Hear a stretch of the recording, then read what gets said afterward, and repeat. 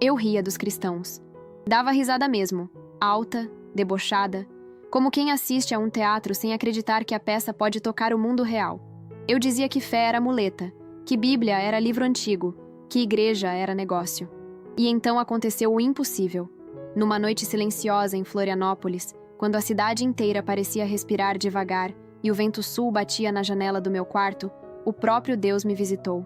Eu sei que isso soa estranho, exagerado, até ridículo para quem nunca sentiu. Eu também acharia. Mas eu estava deitada, olhos abertos, sem conseguir dormir, o peito apertado como se alguém estivesse segurando meu coração com a mão. Eu pensei que ia morrer. E ali, sem luz acesa, sem música, sem pastor, sem ninguém por perto, eu ouvi uma frase tão simples que cortou a madrugada como faca afiada. Eu estou aqui. Na mesma hora, um calor correu pelo meu corpo, do topo da cabeça até a planta dos pés.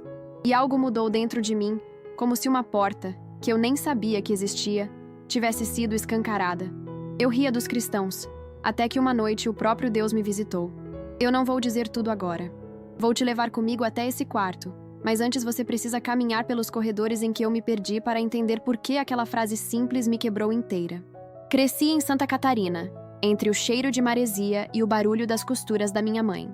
Ela era costureira, dessas que cantam hinos antigos enquanto a máquina vai e vem, e que acreditam que Deus cabe nos detalhes, no botão que não cai, no pão que não falta. Meu pai trabalhava embarcado de vez em quando. Quando estava em casa, gostava de silêncio e rádio ligado nas notícias. Fui uma adolescente inteligente e irritada. Inteligente porque tirava boas notas. Irritada porque eu não suportava a ideia de que alguém me dissesse como viver. Eu olhava para a fé da minha mãe e ficava com raiva. Por que ela precisava agradecer antes de comer? Por que ela fechava os olhos para falar com o teto? Eu dizia que aquilo era perda de tempo, que o mundo era de quem corria, não de quem orava. A cidade cresceu comigo. Quando vim para Florianópolis para a faculdade, parecia que tudo me dava razão. As agências de marketing abriram as portas para uma estagiária ousada que topava virar noite atrás de campanha. Aprendi a vestir poder, salto, blazer, reuniões com vista para o mar. Eu era boa no que fazia. Vendia ideias, marcas, estilos de vida. Ganhava bem, subia rápido, não devia satisfações a ninguém. Conheci Daniel numa dessas reuniões intermináveis que viram jantar. Ele era arquiteto, calmo, gentil, uma calma que me irritava no começo e depois me acalmava de um jeito novo. Casamos sem grandes discursos. Alugamos um apartamento perto da beira-mar. A vida parecia um roteiro previsível, e eu gostava disso porque eu controlava cada cena. Tivemos 2 filhos.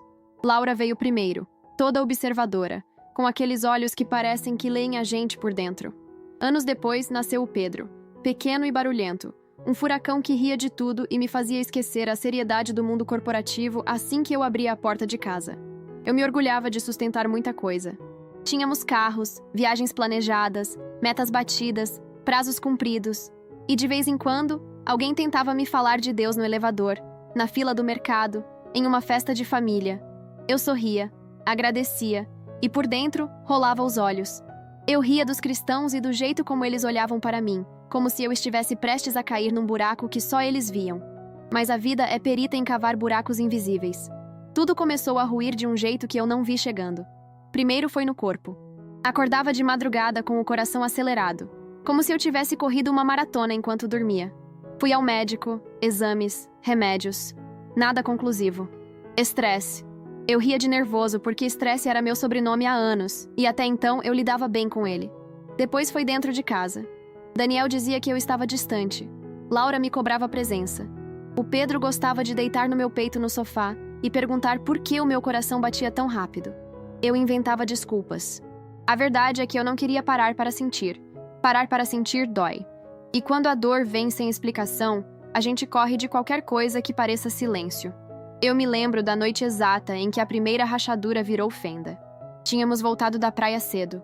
O sol ainda queimava nos braços do Pedro, que tinha mania de esquecer o boné, e eu dei bronca rindo, como quem não quer brigar. Ele fez aquele bico e, 1 minuto depois, já estava rindo de novo, a cabeça encostada no meu ombro. Guardei esse peso leve no corpo, mas não sabia que estava guardando um tesouro que eu ia procurar desesperadamente depois. Naquela semana, um acidente bobo virou tragédia. Não vou entrar nos detalhes agora, Não porque eu queira poupar você, mas porque há um fio que ainda preciso puxar devagar. O barulho do telefone, o grito que sai do lugar errado da garganta, a corrida que não chega a tempo. A casa ficou muda. Eu teria vendido tudo o que eu tinha para ouvir aquele riso mais uma vez. A partir daquele dia, o mundo perdeu as cores. A palavra perda parece educada demais. Eu digo morte e pronto, porque é isso. Eu andava pela casa como se os objetos fossem testemunhas de um crime.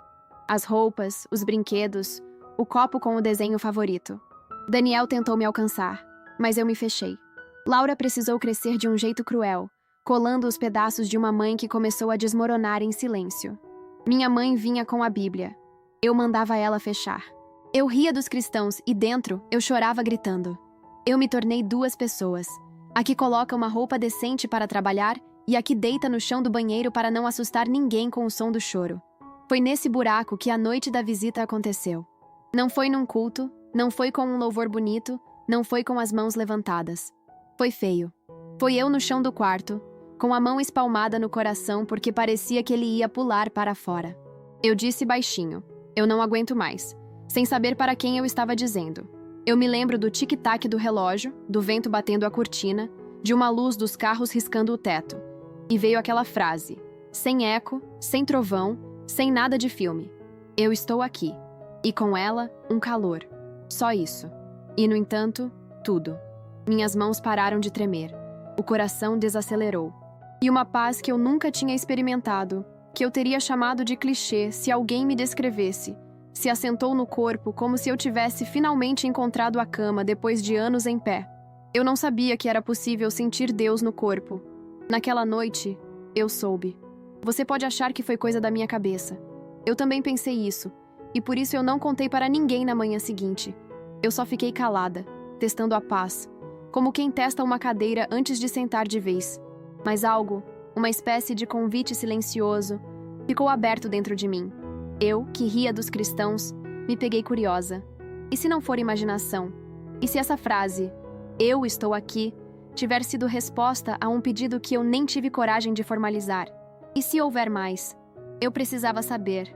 O que veio depois me levou a lugares que eu prometi que nunca pisaria e abriu portas que eu jurei que não existiam. Uma coisa eu já posso te garantir. A visita não foi o fim da história. Foi a primeira batida de uma música que eu não conhecia, e a próxima nota me esperava onde eu menos esperava. Nos dias que seguiram aquela noite, algo dentro de mim parecia em suspensão. Eu acordava cedo, preparava o café das mesmas formas, respondia e-mails, ia para o trabalho, mas havia uma espécie de silêncio novo, um intervalo entre os sons do mundo. Tudo continuava igual, mas eu já não era exatamente a mesma.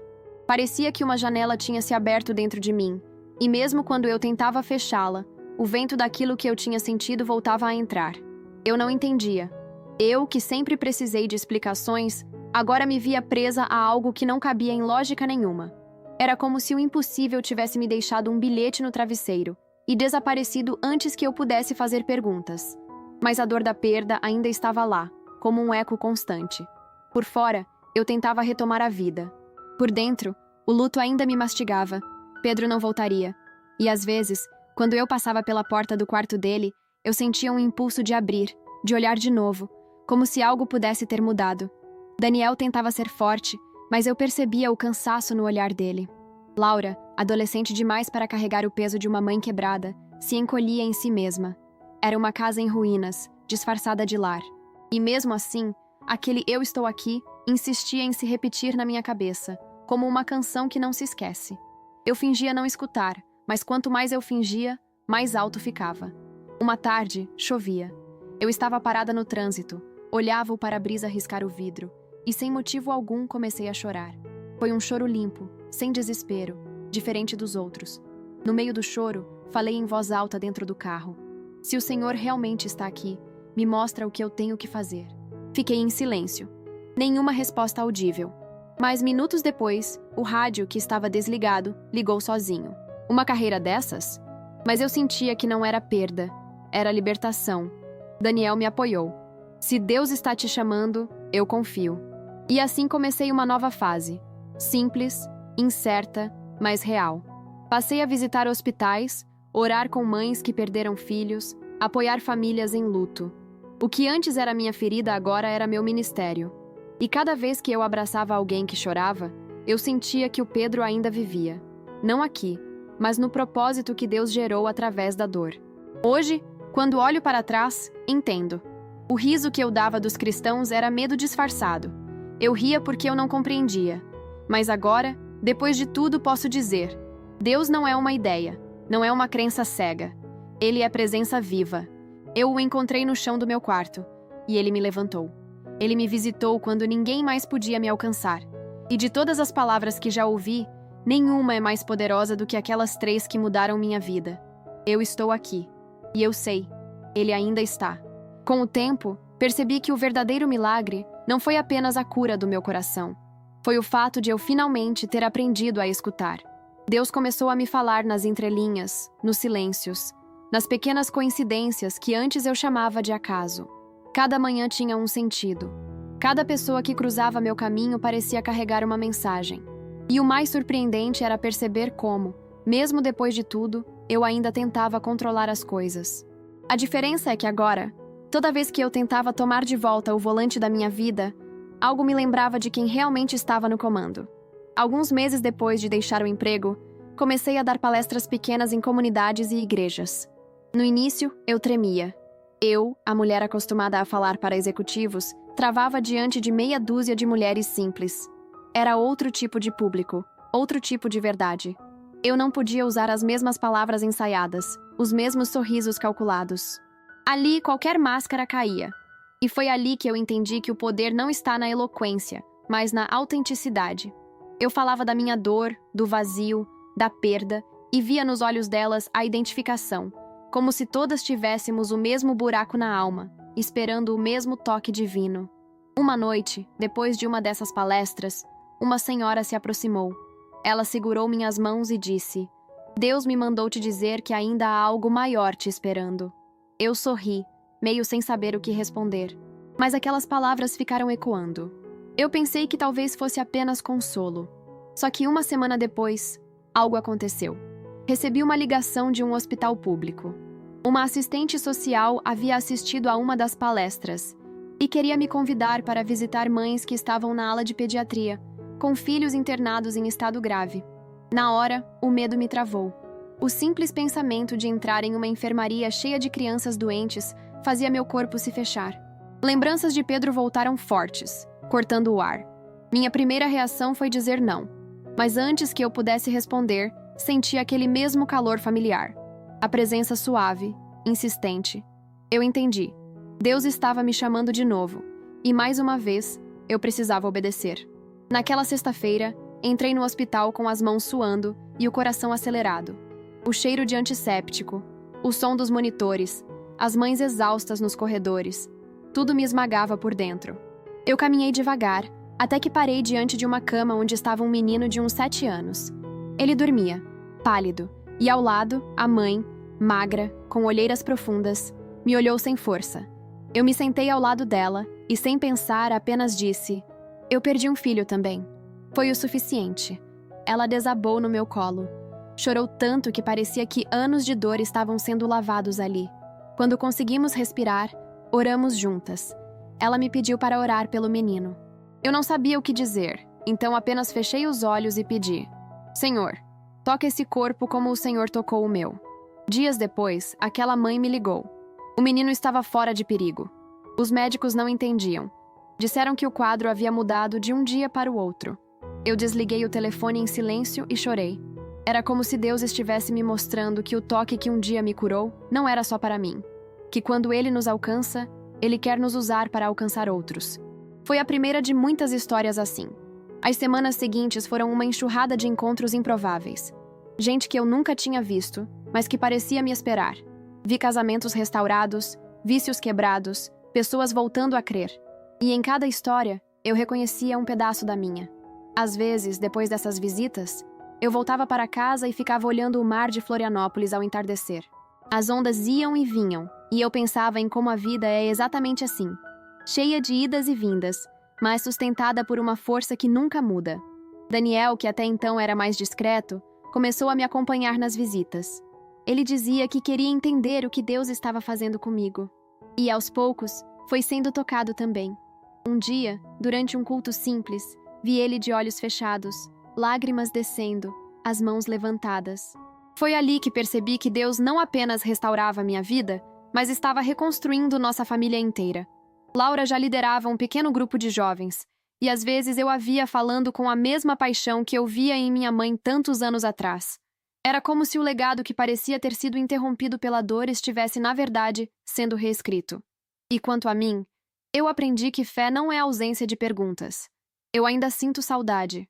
Ainda há dias em que acordo e a lembrança do Pedro dói como se fosse ontem. Mas agora eu sei o que fazer com essa dor. Eu a levo a Deus. Eu não fujo mais. Porque descobri que até a dor, quando colocada nas mãos dele, se transforma em semente. Certa vez, uma mulher me perguntou: "Você não se cansa de contar sua história? Não dói relembrar?" Eu respondi: "Dói sim. Mas se minha dor pode ser o caminho para alguém encontrar esperança, então ela vale a pena." Eu descobri que quando a gente entrega as cinzas, Deus faz nascer flores.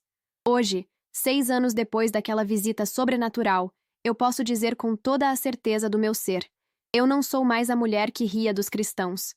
Eu sou a mulher que viu Deus de perto, que sentiu seu toque, que provou sua fidelidade. Eu era soberba, vazia e cética. Agora, sou dependente, cheia e viva. Ele não apenas me visitou, ele ficou.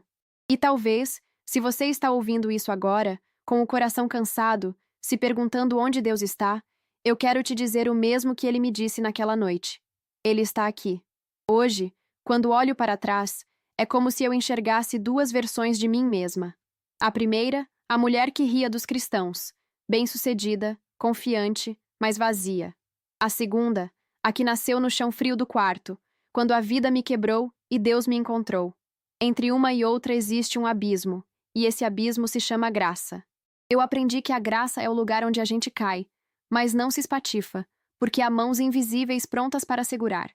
Eu vivi tempo demais acreditando que fé era fraqueza. Hoje eu sei. Fraqueza é achar que pode viver sem ela. Às vezes, ainda sonho com o Pedro. Nos sonhos ele sempre está rindo. Nunca doente, nunca triste. Às vezes corre pela casa, às vezes apenas me observa e sorri. Em um desses sonhos, ele me abraçou e disse algo que eu nunca esqueço.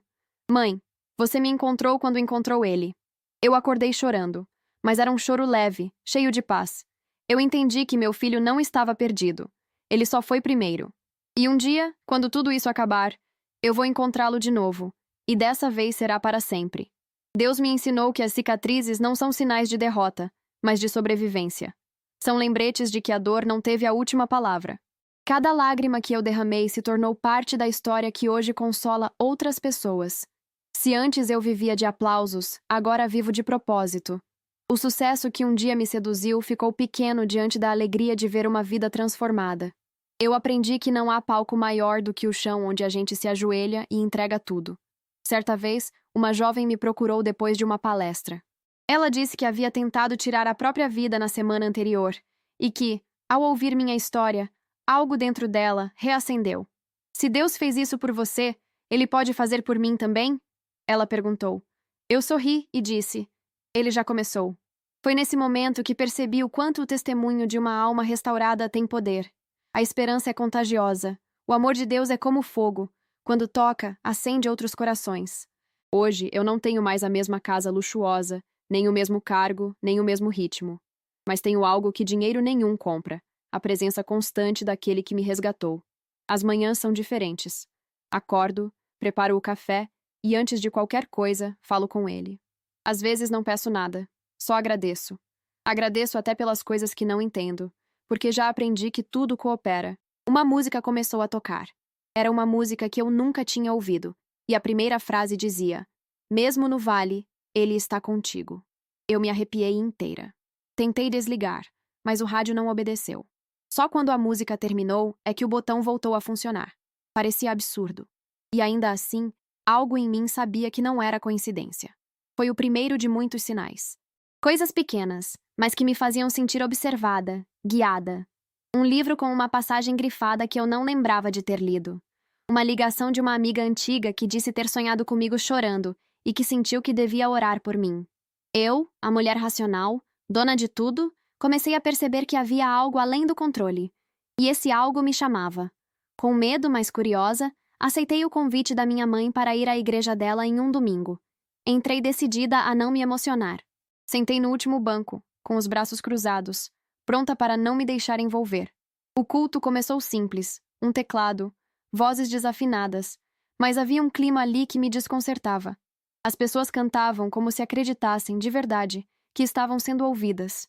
Quando o pastor começou a falar, não olhou para mim, mas parecia que cada frase era dirigida à minha alma. Ele disse: "Alguns aqui acham que Deus os esqueceu, mas Deus está prestes a responder de um jeito que a mente humana não entende." Eu senti um frio na espinha. No fim, quando ele fez uma oração, eu quis sair, mas minhas pernas não obedeceram. Foi ali que tudo começou a mudar de verdade. Pela primeira vez, eu fechei os olhos não para fugir, mas para tentar ouvir. E quando abri, estava chorando. Não de dor. Era outro tipo de lágrima, como se eu estivesse sendo lavada por dentro. Saí da igreja muda. Minha mãe não perguntou nada. Só segurou minha mão, e aquele gesto simples dizia tudo. O muro tinha começado a cair. Nos dias seguintes, uma paz estranha me acompanhava, mas junto com ela vinham lembranças, culpas, arrependimentos. Comecei a questionar tudo. O que eu fazia, o que eu buscava, o que realmente importava. Percebi que, por anos, eu tinha vivido tentando provar meu valor através do sucesso. E, no fundo, era medo. Medo de ser pequena, medo de precisar de algo que eu não pudesse comprar. Só que agora eu já sabia que algo me olhava. Algo me conhecia de verdade. E não se afastava mesmo quando eu mostrava minhas ruínas. Aquilo era amor, mas um amor que eu não conseguia entender. Foi então que veio o que eu só posso chamar de milagre. Algumas semanas depois, comecei a sentir um peso estranho no peito. Fui ao médico. Diagnóstico: um problema cardíaco que exigiria cirurgia. Meu corpo já abalado, agora parecia desistir. Eu entrei em pânico. Me vi de novo deitada numa cama de hospital, com Laura segurando minha mão. Na noite anterior à cirurgia, o medo tomou conta. Eu chorei baixinho, pedindo forças a um Deus que eu ainda não sabia direito como chamar. Se o Senhor me ouviu aquela noite, me ouve de novo agora. Foi o último pensamento antes de adormecer. Na madrugada, acordei com uma luz intensa no quarto. Pensei que fosse o reflexo dos equipamentos, mas não era. A luz vinha de um ponto acima de mim, branca, quente, viva. E dentro dela, uma presença. Não vi rosto, não ouvi som, mas senti algo tocar o meu peito, como uma mão invisível. O calor se espalhou, e o coração, que batia descompassado, de repente encontrou ritmo. Eu respirei fundo, sem dor. Chamei a enfermeira, que chegou correndo. Fizeram exames. O médico entrou, confuso. Repetiu o eletrocardiograma. Ele me olhou sem entender. Seu coração está normal. Eu não sei o que aconteceu, mas o problema desapareceu. Eu sabia. Eu tinha sido tocada. Na manhã seguinte, quando Laura chegou, eu contei. Não chorei. Falei com a certeza de quem finalmente entendeu o que é ser vista pelo Criador. Aquele mesmo Deus que me visitou na dor agora me devolvia o fôlego. A médica, incrédula, disse que ia refazer os exames. Tudo continuava perfeito. Eu saí do hospital caminhando devagar, olhando o céu de Florianópolis como se o visse pela primeira vez. O vento tinha o mesmo cheiro, o mar o mesmo som, mas agora eu sentia que havia alguém ali, em cada detalhe. E a voz da primeira noite ecoava de novo. Eu estou aqui. A partir daquela manhã no hospital, algo em mim nasceu de novo. Eu caminhava pelas ruas com uma leveza que não cabia na lógica. As pessoas me olhavam e deviam achar que eu estava distraída, mas na verdade eu estava completamente presente. Era como se o ar tivesse outro gosto, como se cada respiração carregasse sentido. A vida que antes me parecia uma sequência de metas agora se revelava em gestos simples. O sorriso de um estranho, o cheiro de café, o som distante das ondas. Pela primeira vez em muitos anos, eu não estava com pressa. Era como se o tempo tivesse desacelerado para me ensinar o valor do agora. Voltar para casa foi estranho. Tudo ainda me lembrava o Pedro. O brinquedo no canto, as fotos na parede, a risada gravada num vídeo antigo. Mas pela primeira vez desde que ele partiu, eu consegui entrar no quarto dele sem sentir que o ar sumia. Eu sentei na cama, fechei os olhos e agradeci. Não pelo que aconteceu, porque a dor ainda existia, mas por aquilo que eu estava sentindo. Uma paz que vinha de um lugar que eu não entendia. Eu falei em voz baixa: Senhor, eu sei que o Pedro está bem contigo. e foi como se uma brisa leve atravessasse o quarto, mexendo as cortinas. Naquele instante, percebi que Deus não tinha me devolvido o que eu perdi. Ele estava me ensinando a viver mesmo sem entender as perdas. Daniel me observava em silêncio. Ele não sabia muito bem o que pensar. Durante anos, eu fui a mulher prática, racional, que não acreditava em nada além do que podia ver. E agora ele me via ajoelhada ao lado da cama, orando, chorando, agradecendo. Ele me perguntou: "Você está bem mesmo?" E eu respondi: "Não, eu estou viva." Essa foi a primeira vez que ele sorriu de verdade depois de muito tempo. Laura, por outro lado, reagiu de uma forma que me emocionou. Ela começou a me acompanhar nos cultos. No início, eu achei que fosse por piedade, por querer me proteger, mas depois percebi que ela também estava sendo tocada. Um dia, no carro, ela me disse: "Mãe, quando você ora, eu sinto paz. Acho que Deus está na nossa casa de novo." Foi então que entendi. O milagre não foi só físico. Deus estava restaurando o que o luto havia destruído. Começamos a jantar juntos de novo. A mesa voltou a ter risadas, conversas, planos. Daniel se aproximou. Laura começou a cantar na igreja. A casa que por anos foi cheia e vazia ao mesmo tempo, agora tinha um novo som, o da esperança voltando a morar com a gente. Eu comecei a compartilhar com poucas pessoas o que havia acontecido. A reação era sempre a mesma: incredulidade e curiosidade. Alguns diziam que eu devia escrever sobre isso, outros me olhavam como se eu tivesse enlouquecido. Mas eu sabia o que vivi.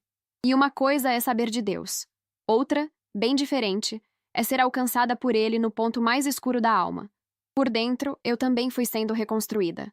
Fui percebendo quantas feridas eu carregava de antes, muito antes da morte do meu filho. Feridas de orgulho, de rejeição, de vaidade. Eu tinha passado a vida tentando provar que era forte, quando na verdade só precisava ser amada. E Deus foi me mostrando isso aos poucos, com paciência. Às vezes, em momentos comuns. Uma manhã, enquanto eu lavava a louça, senti uma vontade enorme de cantar.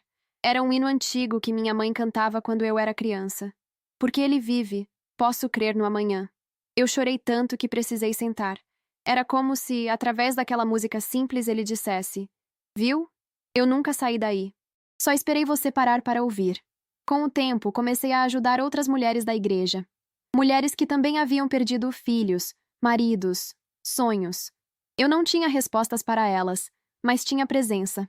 Eu sabia o que era olhar para o teto e não querer levantar. Sabia o que era rir no trabalho e desabar sozinha no banheiro. E sabia o que era ser encontrada por Deus nesse estado. Então eu escutava, orava e dizia: "Você não está sozinha." Algumas se curavam, outras ainda lutavam, mas todas encontravam consolo em saber que havia um Deus que via. Eu descobri que quando Deus cura alguém, Ele nunca cura só por essa pessoa. Ele cura para que ela se torne um canal. Mas o processo de transformação não foi sem desafios. O sucesso profissional que antes me sustentava começou a perder o brilho. Eu ia para o escritório e me sentia fora de lugar. As campanhas que antes me empolgavam agora pareciam vazias. Eu tentava disfarçar, mas algo dentro de mim gritava por propósito. Um dia, numa reunião importante, enquanto o diretor falava sobre metas, eu ouvi claramente aquela mesma voz, mansa e firme: "Você não nasceu para vender sonhos falsos." Meu corpo inteiro arrepiou. Eu pedi licença, fui ao banheiro e chorei. Eu sabia o que precisava fazer. Sem entender o como, decidi que era hora de encerrar aquele ciclo. Pedi demissão. As pessoas acharam que eu estava louca. "Você vai largar tudo?" Mesmo o que machuca. Daniel, agora pastor de jovens, costuma dizer que o maior milagre não foi a cura do meu coração, mas o novo coração que ele me deu. Eu concordo. A mulher que um dia riu da fé, agora chora de gratidão. Laura está casada. E quando a vejo cantando na igreja, lembro da minha mãe, de suas canções antigas enquanto costurava, e percebo que o fio da fé nunca se rompeu. Ele só esperou o tempo certo para costurar de volta o que estava rasgado. E eu me tornei exatamente aquilo que eu mais criticava. Uma mulher que fala de Deus com lágrimas nos olhos. Só que agora eu sei que essas lágrimas não são fraqueza. São vida transbordando. Às vezes recebo mensagens de pessoas que assistiram ao meu testemunho. Gente de lugares que eu nunca imaginei alcançar. Algumas dizem: "Eu não acreditava em Deus até ouvir você." Outras confessam: "Eu ria dos cristãos, como você ria." E eu sempre respondo com o mesmo sorriso: "Então se prepare. Porque quando ele decidir te visitar, Nada vai ser igual. Eu nunca planejei ser porta-voz de fé. Eu só sobrevivi. E no processo fui encontrada. Quando fecho os olhos e lembro daquela primeira noite, o quarto escuro, o coração acelerado, a voz suave dizendo: "Eu estou aqui", ainda me arrepio. Porque foi ali que o céu entrou na minha história. Desde então, essa frase ecoa em tudo. Quando a dor aperta, quando o medo tenta voltar, quando o silêncio parece grande demais. Eu respiro fundo e lembro: Ele está aqui. A verdade é que Deus nunca precisou que eu o entendesse. Ele só esperou que eu o deixasse entrar. E quando isso aconteceu, o impossível se tornou cotidiano.